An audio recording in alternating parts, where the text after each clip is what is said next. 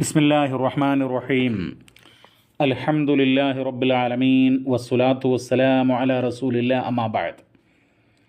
അൻ ഉമർ ഇബ്നുൽ ഖത്താബ് റളിയല്ലാഹു അൻഹു ഖാല റസൂലുള്ളാഹി സ്വല്ലല്ലാഹു അലൈഹി വസല്ലം ഇദാ ഖാലൽ മുഅദ്ദിനു അല്ലാഹു അക്ബർ അല്ലാഹു അക്ബർ ഫഖാല അഹദുക്കും അല്ലാഹു അക്ബർ അല്ലാഹു അക്ബർ ثم قال أشهد أن لا إله إلا الله قال أشهد أن لا إله إلا الله ثم قال أشهد أن محمد رسول الله قال أشهد أن محمد رسول الله ثم قال حي على الصلاة قال لا حول ولا قوة إلا بالله ثم قال حي على الفلاح قال لا حول ولا قوة إلا بالله ثم قال الله أكبر الله أكبر قال الله أكبر الله أكبر ثم قال لا إله إلا الله قال لا إله إلا الله من قلبه دخل الجنة.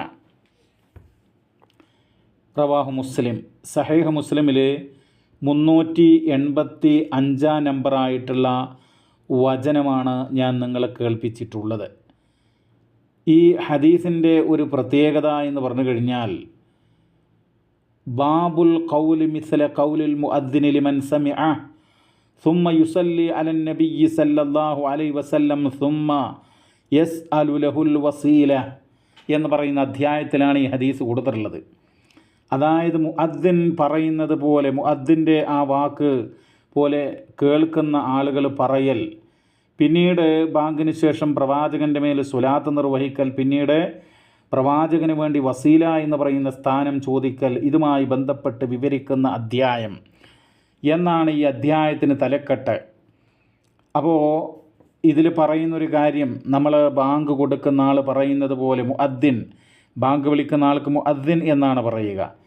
അദ്ദേഹം പറയുന്നത് പോലെ പറയണം എന്നാണ് ഇതിലുള്ള ഒരു പാഠം. അപ്പോൾ ഉമർ ഇബ്നുൽ ഖത്താബ് റളിയല്ലാഹു തആല അൻഹുവിൽ നിന്ന് നിവേദനം, റസൂൽ സല്ലല്ലാഹു അലൈഹി വസല്ലം പറഞ്ഞു, എന്താ പറയുന്നത്?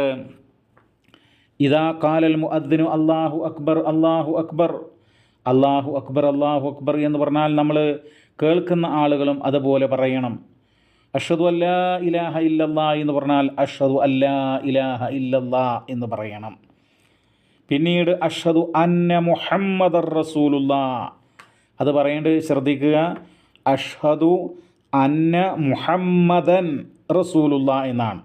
അന്ന മുഹമ്മദുർ റസൂലുള്ളാ എന്നല്ല, അന്ന മുഹമ്മദൻ റസൂലുള്ളാ എന്നാണ്. അഷ്ഹദു അന്ന മുഹമ്മദർ റസൂലുള്ളാ എന്ന് മുഅദ്ദിൻ, ബാങ്ക് വിളിക്കുന്ന ആൾ പറഞ്ഞാൽ കേൾക്കുന്ന ആൾ എന്ത് ചെയ്യണം? അഷ്ഹദു അന്ന മുഹമ്മദർ റസൂലുള്ളാ എന്ന് പറയണം. പിന്നീട് ഹയ്യ അലസ്വലാ എന്ന് പറയുമ്പോൾ പറയേണ്ടത് അതുപോലെയല്ല, മറിച്ച് ലാ ഹൗല വലാ ഖുവത ഇല്ലാ ബില്ലാ എന്നാണ് പറയുക. അതുപോലെ ഹയ്യ അലൽ ഫലാഹ് എന്ന് മുഅദ്ദിൻ പറയുമ്പോൾ കേൾക്കുന്ന ആൾ ലാ ഹൗല വലാ ഖുവത ഇല്ലാ ബില്ലാ എന്ന് പറയണം. പിന്നീട് അല്ലാഹു അക്ബർ അല്ലാഹു അക്ബർ എന്ന് പറയുമ്പോൾ അതുപോലെ പറയുക. അവസാനം, ബാങ്കിൻ്റെ അവസാനം ലാ ഇലാഹ ഇല്ലല്ലാ എന്നുള്ളതാണല്ലോ. ലാ ഇലാഹ ഇല്ലല്ലാ എന്ന് പറയുമ്പോൾ ലാ ഇലാഹ ഇല്ലല്ലാ എന്ന് പറയുക.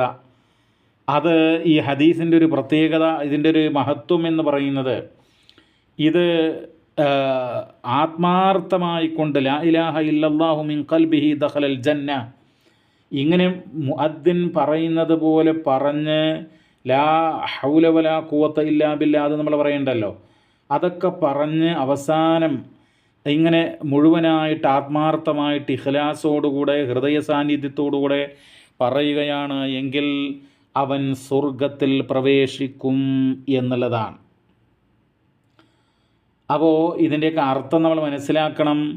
അല്ലാഹു അക്ബർ എന്ന് പറഞ്ഞാൽ അള്ളാഹുവാണ് ഏറ്റവും വലിയവൻ എന്നുള്ളതാണ്, ഏറ്റവും മഹാൻ അള്ളാഹുവാണെന്നാണ്.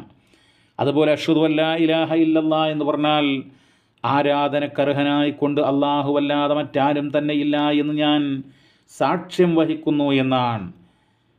പിന്നെ മുഹമ്മദ്, അഷ്ഹദു അന്ന മുഹമ്മദർ റസൂലുള്ളാഹ്, നിശ്ചയം മുഹമ്മദ് എന്ന് പറയുന്ന വ്യക്തി അള്ളാഹുവിൻ്റെ തിരുദൂതരാണ് എന്ന് ഞാൻ സാക്ഷ്യം വഹിക്കുന്നു.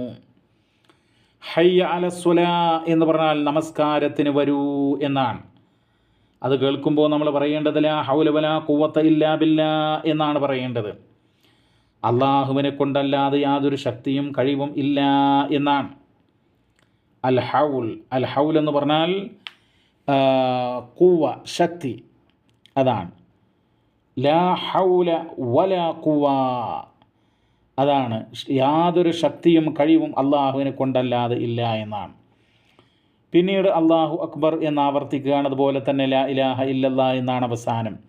ഇത്രയും കാര്യങ്ങൾ ശ്രദ്ധാപൂർവം മറ്റെല്ലാം മാറ്റിവെച്ച് നമ്മളെന്ത് ചെയ്യുക, ബാങ്കിന് ഇങ്ങനെ ജവാബ് പറയാനായിട്ട് ശ്രദ്ധിക്കുക.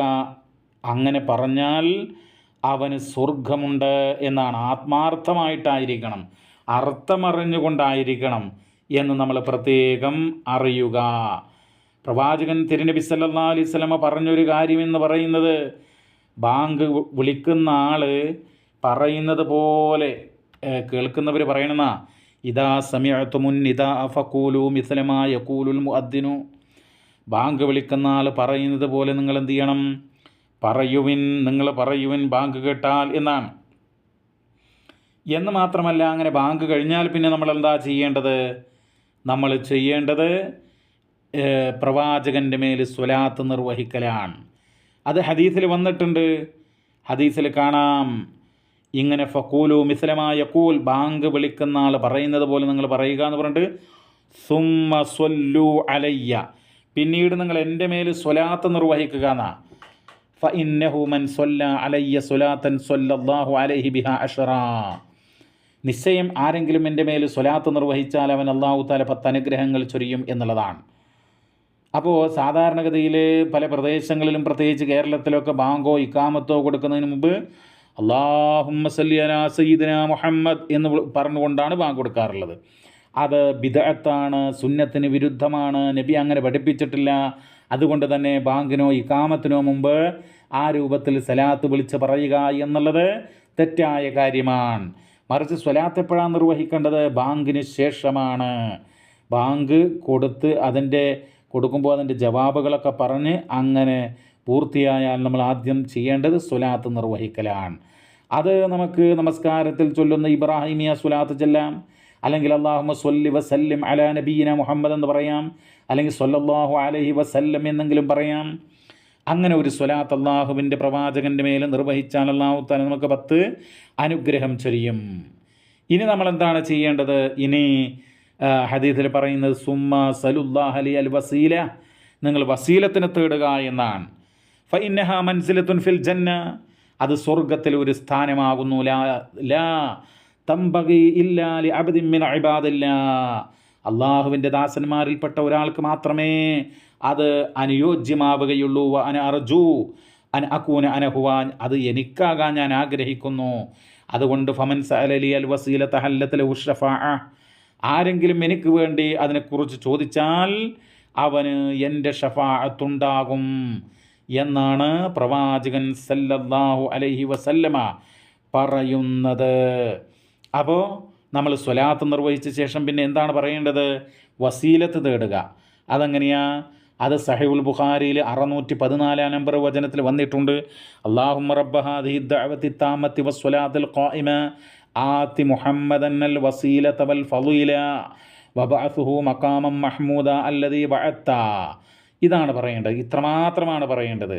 ഇത് നമ്മൾ ആത്മാർത്ഥമായി അർത്ഥമൊക്കെ അറിഞ്ഞ് പ്രാർത്ഥിച്ചാൽ നമുക്ക് പ്രവാചകൻ്റെ ഷഫാഅത്ത് അന്ത്യദിനത്തിൽ കിട്ടും. അതായത് പൂർണ്ണമായി വിളിയുടെയും നിർവഹിക്കാൻ പോകുന്ന നമസ്കാരത്തിൻ്റെയും രക്ഷിതാവായ അല്ലാഹുവേ, മുഹമ്മദ് നബിക്ക് വസീല ഫളീല സ്ഥാനങ്ങൾ നൽകണമേ. നീ വാഗ്ദാനം ചെയ്ത സ്തുത്യർഹമായിട്ടുള്ള സ്ഥാനത്ത് അദ്ദേഹത്തെ നിയോഗിക്കണമേ. ഇതാണ് ആ പ്രാർത്ഥനയുടെ അർത്ഥം. ഇതുകൂടെ പ്രാർത്ഥിച്ചിട്ട് ഒരു കാര്യം കൂടെ നമ്മൾ ശ്രദ്ധിക്കുക. അതായത് പ്രവാചകൻ്റെ വചനമായി കൊണ്ട് സഹീഹ് മുസ്ലിമിൽ 386 നമ്പർ വന്നിട്ടുള്ള വചനത്തിൽ കാണാം, ബാങ്കിന് ശേഷം ആരെങ്കിലും ഇപ്രകാരം പ്രാർത്ഥിച്ചാൽ, അഥവാ അഷ്ഹദു അല്ലാ ഇലാഹ ഇല്ലല്ലാഹു വഹ്ദഹു ലാ ശരീക ലഹു വ അന്ന മുഹമ്മദൻ അബ്ദുഹു വറസൂലുഹു റളീതു ബില്ലാഹി റബ്ബൻ വ ബി മുഹമ്മദിർ റസൂല വ ബിൽ ഇസ്ലാമി ദീന, ഇത് പറയുക. അപ്പോൾ ബാങ്കിന് ജവാബ് പറയുക, ശേഷം നബിയുടെ മേൽ സ്വലാത്ത് നിർവഹിക്കുക, പിന്നീട് അല്ലാഹുമ്മ റബ്ബ ഹാദിഹി ദഅവതി താമ എന്നുള്ള പ്രാർത്ഥന, അതിനുശേഷമാണ് അഷ്ഹദു അല്ലാ ഇലാഹ ഇല്ലല്ലാഹ് വഹദഹു ലാ ശരീക ലഹു വ അന്ന മുഹമ്മദൻ അബ്ദുഹു വറസൂലുഹു റളീതു ബില്ലാഹി റബ്ബൻ വബി മുഹമ്മദിർ റസൂല വബിൽ ഇസ്ലാമി ദീന എന്ന് പ്രാർത്ഥിക്കേണ്ടത്. ഗുഫിറ ലഹു ദംബുഹു, അങ്ങനെ പ്രാർത്ഥിച്ചാലോ അവൻ്റെ പാപങ്ങൾ പൊറുക്കപ്പെടും. സഹീഹ് മുസ്ലിമിലെ 386 വചനം. അള്ളാഹു അനുഗ്രഹിക്കട്ടെ.